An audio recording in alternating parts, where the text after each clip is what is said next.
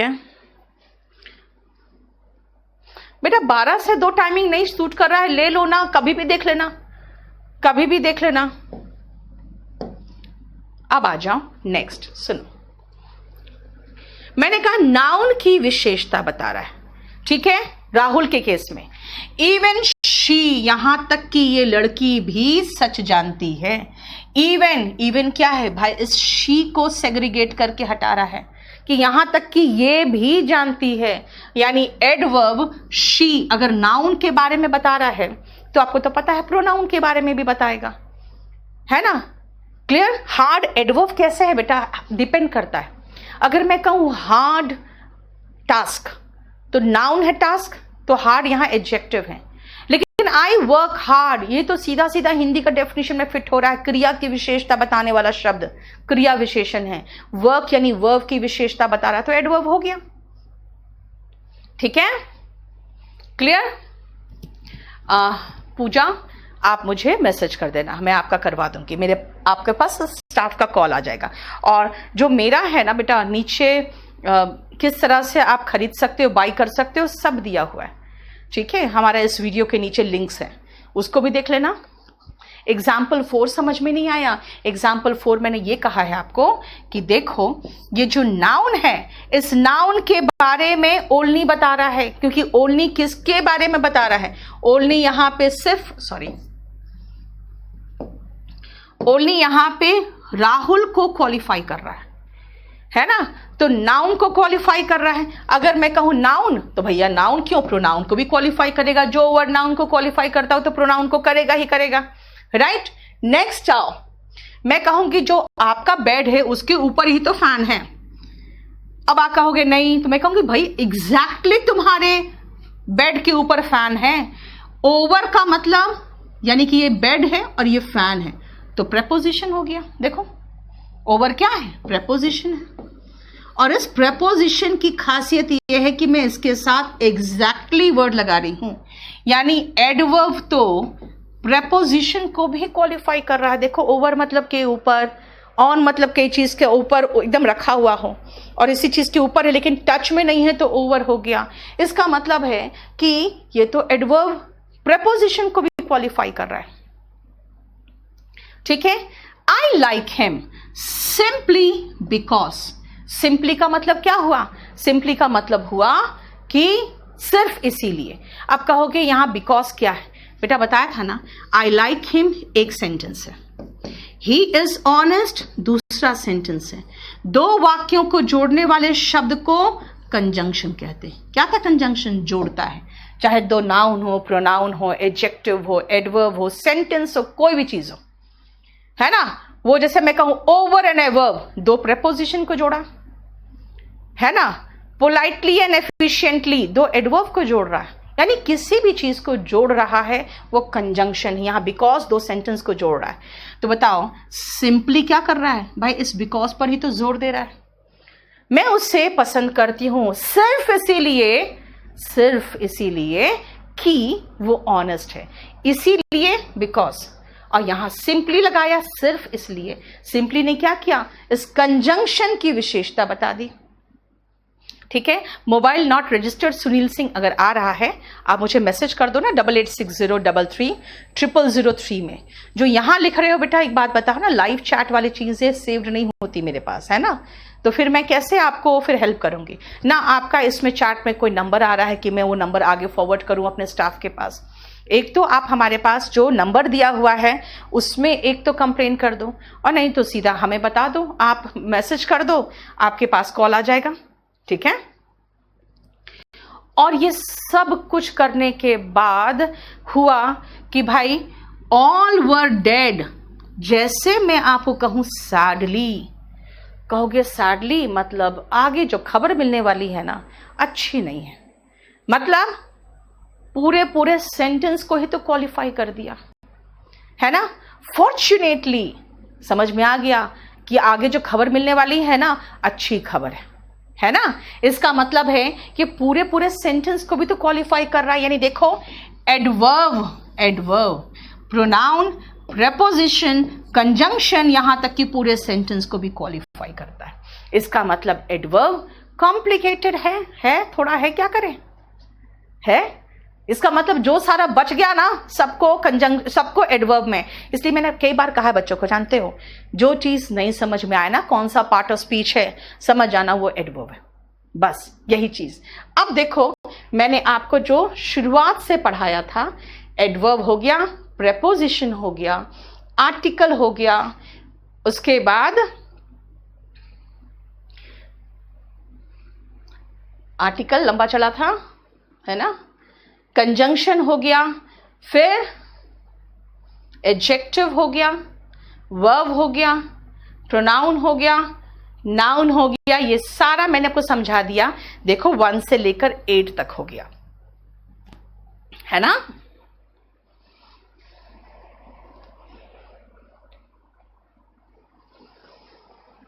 Because of क्यों नहीं हुआ, बिकॉज क्यों लगाएंगे, बिकॉज ऑफ का मतलब होता है के कारण, ठीक है ना, के कारण, बिकॉज ऑफ वहां नहीं होगा बेटा। अब सुनो, हमने यहां से लेकर यहां तक पढ़ लिया, तो इंटरजेक्शन क्या होता है? Wow, it is so nice, hurray, we have won the match, alas I failed. ये क्या है? देखो, एक फीलिंग के साथ, आपको गश ऑफ फीलिंग के साथ, हुर्रे, वाओ, एलास, है ना। यानी हिंदी में जो होता है ना, हाय मैं फेल कर गया, वही एलास है ना। इसका मतलब ये जो वाओ, हुर्रे, एलास जैसे वर्ड्स होते हैं ना, वही तो एक्सप्रेस करते हैं surprise, oh I am sorry, regret, oh what a nice weather, surprise, alas I failed, pain. यही सारे वर्ड्स जो होते हैं, जैसे वाओ, ये एक्सक्लेमेटरी मार्क के साथ आता है, हुर्रे, एलास, ठीक है। ये सारा क्या है? ये आपके इंटरजेक्शन में आता है। क्लियर हो गया? बोलो कोई प्रॉब्लम? नरेंद्र, अभी तो शुरू किया है मैंने 10 तारीख को, उसी में आ जाओ बेटा। और ये तीसरा क्लास है आज मैं बेसिक कंसेप्ट खत्म करके आगे निकलने जा रही हूं। अब थोड़ा सा एक और चीज ध्यान देना, मैंने आपको नाउन में 2 क्वेश्चन छोड़ा था। अब एक बात बताओ, वेंट फॉर, फॉन्ड के साथ फिक्स्ड है ऑफ, वेंट के साथ फॉर फिक्स्ड नहीं है, लेकिन मैं कह रही हूं मैं एक सैर के लिए जा रही हूं, तो ये हिंदी का जो के लिए था उसके लिए फिक्स्ड हो गया, फाइन। ये तो वही फर्स्ट जो है, जो फिक्स प्रेपोजिशन नहीं, उसके ऊपर था कि जो मीनिंग चाहिए आपको वर्ड का। लेकिन फॉन्ड के साथ ये जो ऑफ है ना, ये फिक्स्ड प्रेपोजिशन, ठीक है, क्लियर। अब ध्यान से सुनना, यहां पे देखो, जैसे मैंने फॉर कहा ना, उसके बाद ये जो वॉक है, ये वर्ब है, वॉक, वॉक्ड, वॉक्ड, लेकिन ये आर्टिकल लेके ये नाउन बन जा रहा है।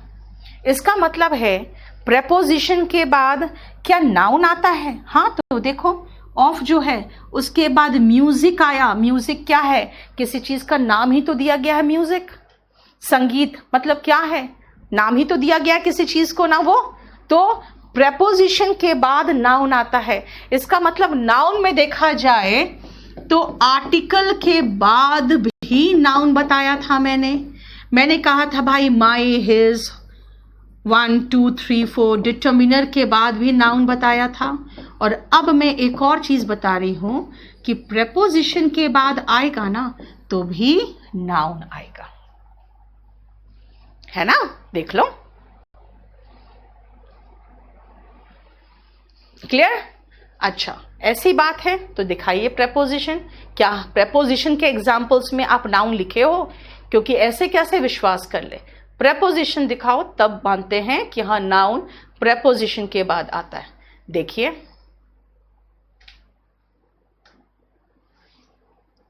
आजा, the book is on, noun, of course noun के साथ आर्टिकल आया। इंसिस्टेड ऑन, बोलोगे भाई इंसिस्टेड ऑन के बाद तो वर्ब आ गया। मैंने आपको क्या कहा था? वर्ब आईएनजी के फॉर्म में जेरेंड है और वो नाउन का काम करता है। बेटा वही तो है कि अगर प्रेपोजिशन के बाद आपको बाय चांस वर्ब दिख जाए तो वो आईएनजी फॉर्म में बना दो उसको तुरंत। क्यों? क्योंकि हमें प्रेपोजिशन के बाद नाउन चाहिए। ठीक है, ओके। टेक ऑन के बाद भाई पाकिस्तान जगह का नाम है। एडेड फेदर टू, भाई कैप है, देखो ना माई लगाए हैं क्योंकि डिटर्मिनर के रूप में। एंड पिक, यहां तो प्रेपोजिशन ही नहीं है, फिर भी देखो फाइट है ही, लेकिन प्रेपोजिशन नहीं है। इसका मतलब है कि प्रेपोजिशन के बाद या तो नाउन आएगा या तो प्रोनाउन आएगा। अगर वर्ब आ गया तो भाई वर्ब आ गया तो उसको नाउन बना दो। कैसे बनाए बताया है, वर्ब आईएनजी फॉर्म में नाउन का काम करता है, बस हो गया नाउन। देख लो, बताओ, ठीक है। ये हमारा बेसिक, सिर्फ बेसिक कंसेप्ट कंप्लीट हुआ है, जिसके बाद हम फर्स्ट चैप्टर में चलेंगे एंड दैट इज वर्ब।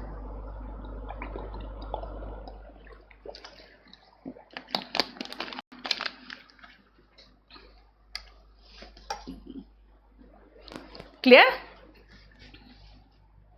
बोलो। यस बेटा, बैंकिंग एस्पिरेंट्स के लिए सेम सिलेबस है, लेकिन आपको सिर्फ यह ध्यान रखना कि आपको टेस्ट पेपर्स अलग से करना पड़ता है। और आज मैं एक बैंक का टेस्ट पेपर आपके YouTube में ही 7:15 बजे डाल दे रही हूं। उसको आप देखो, खुद आपको समझ में आएगा कि आपको उसका पैटर्न समझना पड़ेगा। और जनरल इंग्लिश ही है, कुछ अलग चीज नहीं है वो, ठीक है।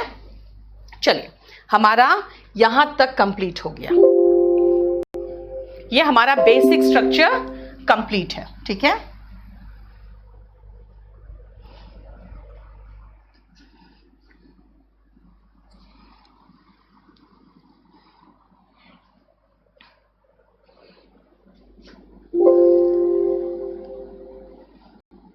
चलिए,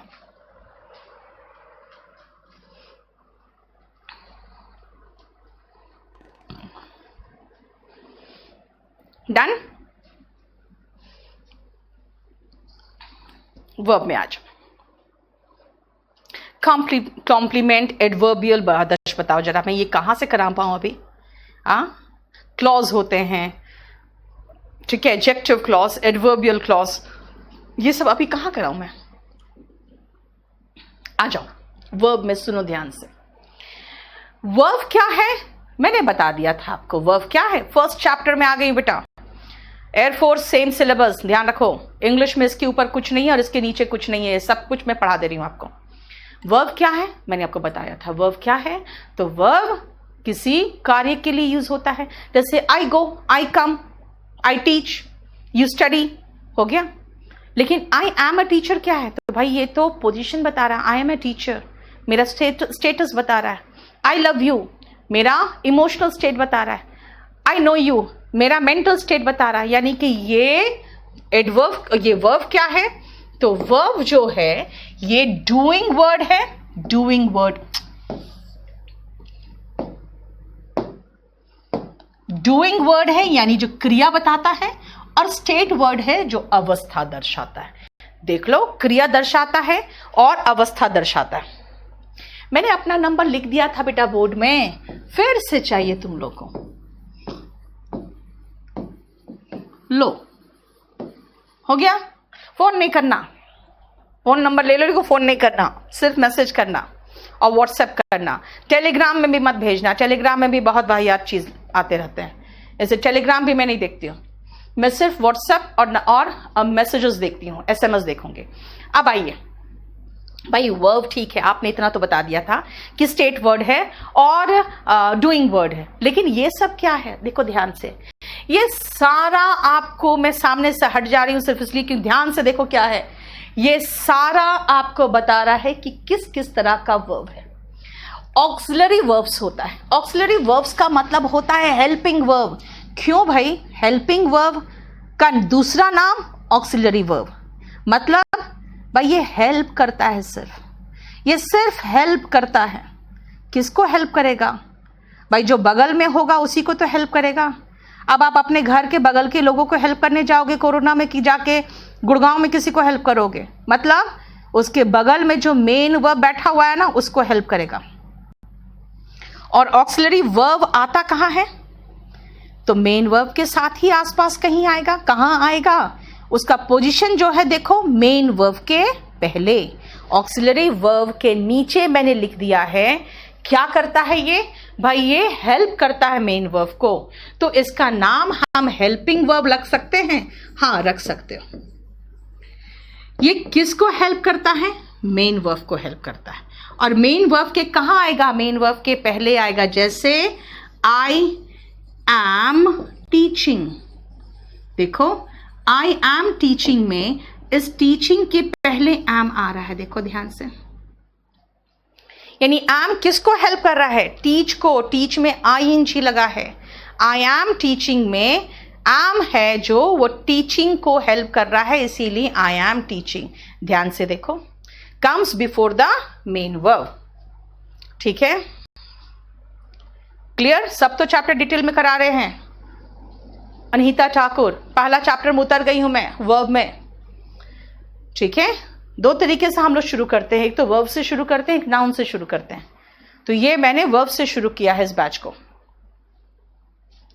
अब देखो, हेल्पिंग वर्ब क्या है? हेल्प करता है।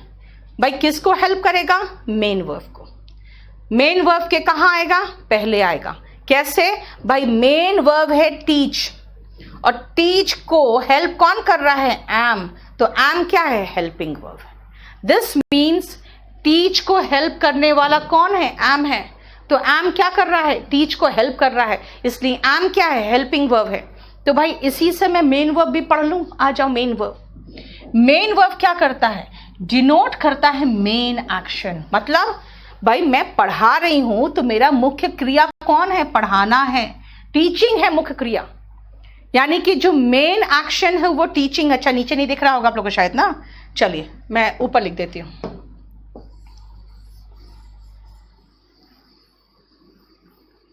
देखो टीचिंग जो है वो मुख्य क्रिया है। कैसे? देखो, आई एम टीचिंग में ध्यान से देखो, ये टीच ही तो कर रही हूं मैं, यानी मेन एक्शन तो टीच है। तो एम क्या है? वो नेक्स्ट पेज में लिखा हुआ, लिखने की जरूरत नहीं है आपको। एम क्या है? वो हेल्प कर रहा है टीच को। तो एम यहां पे हेल्पिंग वर्ब है और टीच यहां पर मेन वर्ब है। हाँ, ये सेंटेंस का स्ट्रक्चर होगा आई एम टीचिंग, तो उसमें आईएनजी लगाना पड़ा। फाइन, ठीक है। अच्छा, ये जरा देखो, ये जो हेल्पिंग वर्ब है एम, वो हेल्प किसको कर रहा है? टीचिंग को हेल्प कर रहा है। ठीक है, अब मुझे जरा ध्यान से एक चीज देखो, कहां आया हेल्पिंग वर्ब? मेन वर्ब के पहले। कहोगे मैम हम लोग ऐसे भी तो कहते हैं कि मैं पढ़ाता हूं, मैं पढ़ता हूं। अगर आप कहोगे कि मैं पढ़ता हूं तो आई स्टडी भी तो बोल सकते थे। क्या हेल्पिंग वर्ब तो नहीं आया? मैं मेन वर्ब आ गया, हेल्पिंग वर्ब नहीं आया। भाई मेन वर्ब है, मेन हीरो है वो। अगर मेन हीरो है तो उसको जरूरी थोड़ी कि सपोर्टिंग एक्टर या एक्ट्रेस की जरूरत पड़ेगी। जो मेन हीरो है वो मेन हीरो है, वो बिना जो सपोर्टर होते हैं उसके सपोर्टिंग एक्टर होते हैं, सपोर्टिंग रोल में कोई होता है उसके बिना भी तो आता है। इसका मतलब मेन हीरो तो अकेला मूवी चला लेगा, लेकिन हेल्पिंग वर्ब जो सपोर्टिंग रोल में होता है वो अकेला मूवी नहीं चला सकता। और आप पिक्चर में जनरली क्या देखते हो? हीरो की एंट्री थोड़ी देर में होती है, बाकी जो ऐसे ही रहते हैं साइड में वो पहले आ जाते हैं। मेन हीरो की एंट्री थोड़ी धमाकेदार और बाद में होती है। मतलब हेल्पिंग वर्ब पहले आएगा, मेन वर्ब बाद में आएगा। और मेन वर्ब यानी मेन हीरो अपने बल पे भी पिक्चर चला लेता है, उसको कोई जरूरी नहीं कि सपोर्टिंग एक्टर की जरूरत पड़ेगी, है ना। इसीलिए हेल्पिंग वर्ब वाक्य में हो भी सकता है और नहीं भी हो सकता है, लेकिन मेन वर्ब वाक्य में होना ही चाहिए। जो मैंने आपको बेसिक कंसेप्ट में बताया था कि वर्ब के बिना वाक्य नहीं बनता। ठीक है, एक लड़के ने पूछ लिया, मेरा नजर चला गया है राधा चरण पे, उसने कहा है टीचिंग जेरेंड भी तो है। भाई एक बात बताओ, टीचिंग नाउन के प्लेस पे नहीं आ रहा, सब्जेक्ट के प्लेस पे नहीं आ रहा, और ऑब्जेक्ट क्या है? ऑब्जेक्ट वर्ब के बाद जो सवाल उठता है वो होता है ऑब्जेक्ट। अगर मैं कहूं आई लव क्या टीचिंग, अब ये नाउन होगा। ठीक है, यहां तो ये हेल्पिंग वर्ब के बाद आ रहा है तो मेन वर्ब है। मेन वर्ब के बिना वाक्य बन नहीं सकता है, और यहां पे ये सब्जेक्ट है, ये हेल्पिंग वर्ब है, तब तो ये मेन वर्ब ही होगा। राइट? बोलो कोई प्रॉब्लम यहां तक?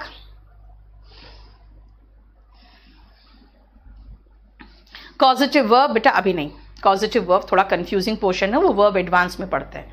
अभी बिल्कुल हम लोग वर्ब बेसिक में हैं, हम वर्ब बेसिक में आपको कॉजेटिव वर्ब नहीं पढ़ा सकते, ठीक है।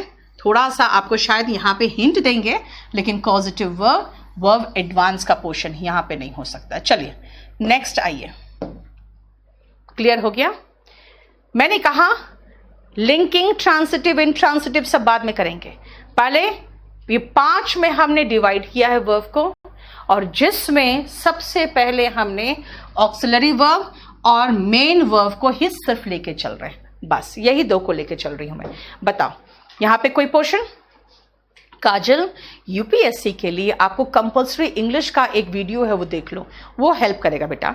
आर्टिकल मुकेश बहुत थोड़ा सा करवाया मैंने, आर्टिकल चैप्टर खुद 7 से 8 घंटे का चैप्टर है बेटा, ठीक है। लिंकिंग वर्ब अभी कैसे करा दे काजल, इतनी हड़बड़ी में क्यों हो आप लोग? ज़्यादा हड़बड़ी में तो लड़के रहते हैं।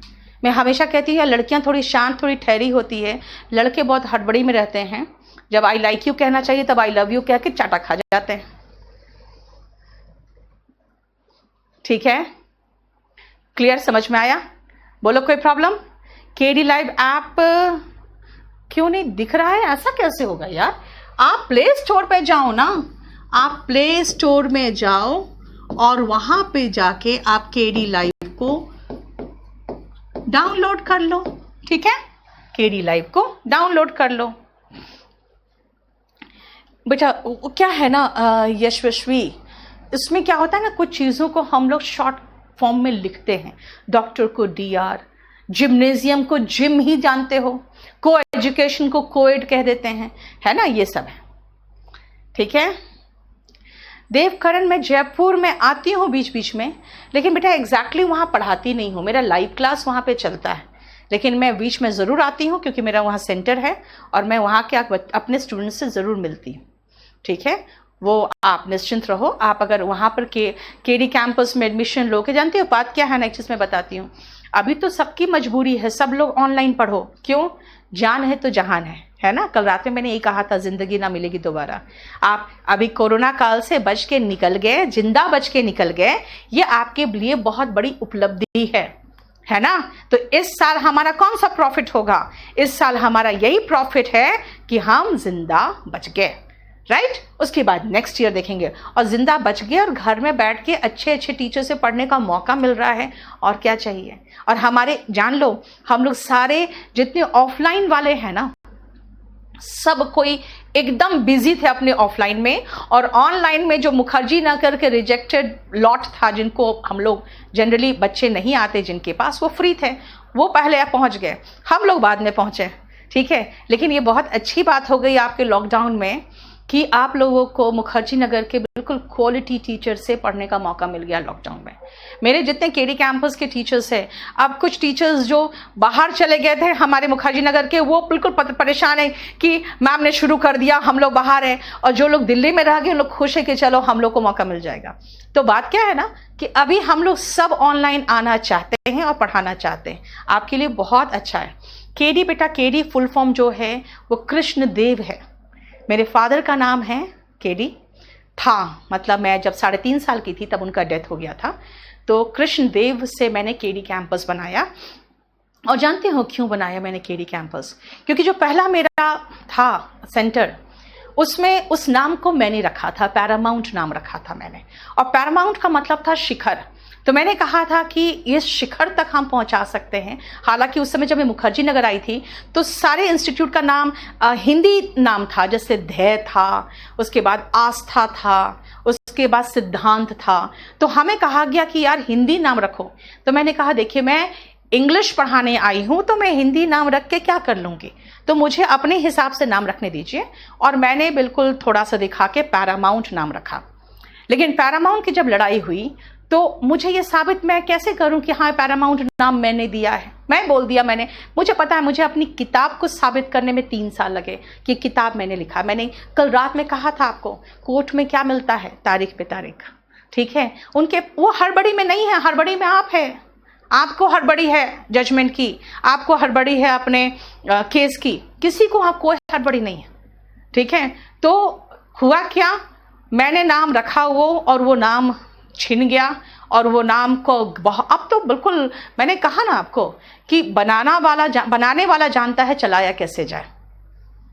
तब मैंने कहा कि ठीक है, अब मैं नाम रखूंगी ऐसा नाम जिसको मुझसे कोई छीन नहीं सकता। कोई कहेगा कि हाँ ये जो केडी है ना, वो केडी मेरे पापा हैं, नहीं ना कहेगा कोई, क्योंकि अगला तो कह दिया नहीं नहीं ये नाम मैंने सोचा था। यार हिंदी जिसको इंग्लिश का एक शब्द नहीं आए वो ये नाम सोच सके, वो नहीं पॉसिबल था। तो फिर मैंने ऐसा नाम रखा केडी कैंपस, जो मेरे फादर के नाम पे था। और ये चीज़ को मैं दावे के साथ कह सकती हूँ, कभी मैं माँ को कहती हूँ, अपनी माँ को, ये नाम सिर्फ तुम छीन सकती हो मुझसे, और कोई नहीं छीन सकता। ठीक है बेटा, मोबाइल नंबर नॉट रजिस्टर्ड आ रहा है तो आप मुझे एक मैसेज करके छोड़ दो, मैं करा दूंगी। ठीक है ना।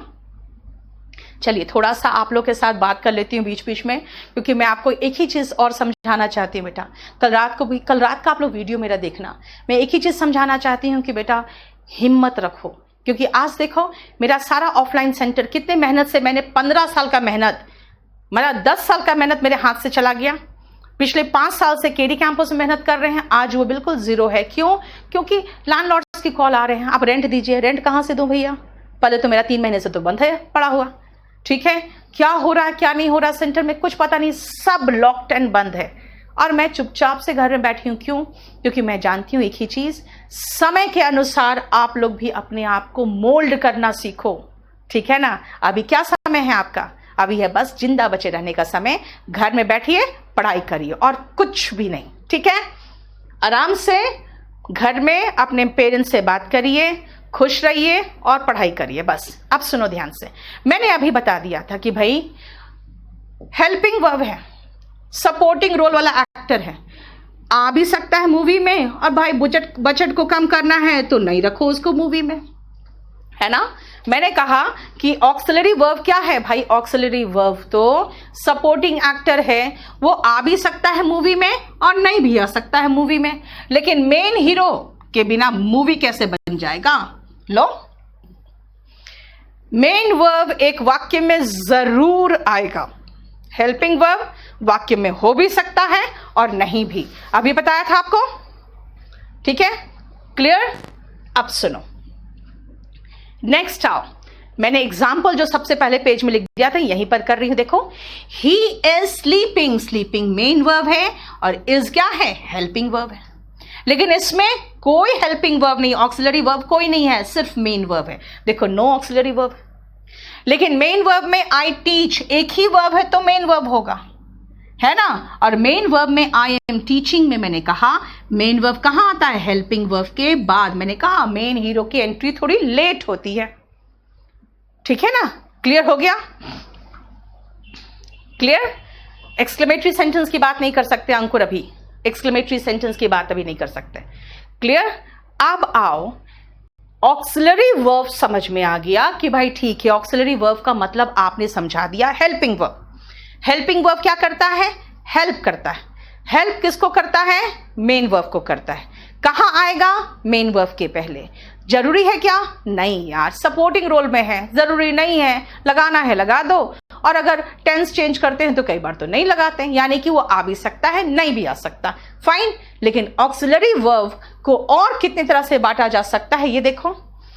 अभिषेक, प्रॉपर वे में क्लास शुरू हो चुकी है बेटा, प्रॉपर वे में क्लास हो चुकी है शुरू। आपका 3 क्लास बेसिक कंसेप्ट का था जो मैंने खत्म कर दिया। आज मैं वर्ब में आ चुकी हूं जो आपका फर्स्ट क्लास है। ठीक है, रक्षित थोड़ा सा वेट करो बेटा। आप लोग जो क्वेश्चन पूछ रहे हो ना, मैं बता दूं 15 साल से तो मुखर्जी नगर में हूं मैं, 2005 से। ठीक है, आप जैसे कितने बच्चे आए और कितने तरह के क्वेश्चन पूछ सकते हैं ना, वो सब मैं जानती हूं। इसलिए पेशेंस के साथ पढ़ो। आप लोग आगे क्वेश्चन मत करो, आप लोग आगे क्वेश्चन मत करना बेटा। आप लोग बस जहां तक पढ़ा रही हूं वहां तक पढ़ो। आपके दिमाग में जितने क्वेश्चन उठ रहे हैं ना आगे के लिए, वो सब खत्म हो जाएगा। इसीलिए आगे पूछने के चक्कर में आप लोग भूल जाते हो ना। आप लोग अभी जो पढ़ा रही हूं उस पर ध्यान नहीं, आगे पूछ रहे हो। ठीक है, और दूसरी बात है, कम से कम शेयर करो। आप हमारे जितने भी लोग शेयर करोगे अच्छा रहेगा, क्योंकि कम से कम आपको देख रहे हो बेसिक कंसेप्ट सारा फ्री में मिल गया आपको। तो आप जितने लोगों तक ये पहुंचा सकते हो प्लीज पहुंचाओ। ठीक है, अब सुनो ध्यान से, ऑक्सिलरी वर्ब्स क्या है, बस 1 मिनट का समय दूंगी। जरा हिंदी मीडियम वाले हिंदी में पढ़ लो और इंग्लिश मीडियम वाले जरा इंग्लिश में पढ़ लो क्या मीनिंग है। जरा देखो तो क्या बताया मैंने।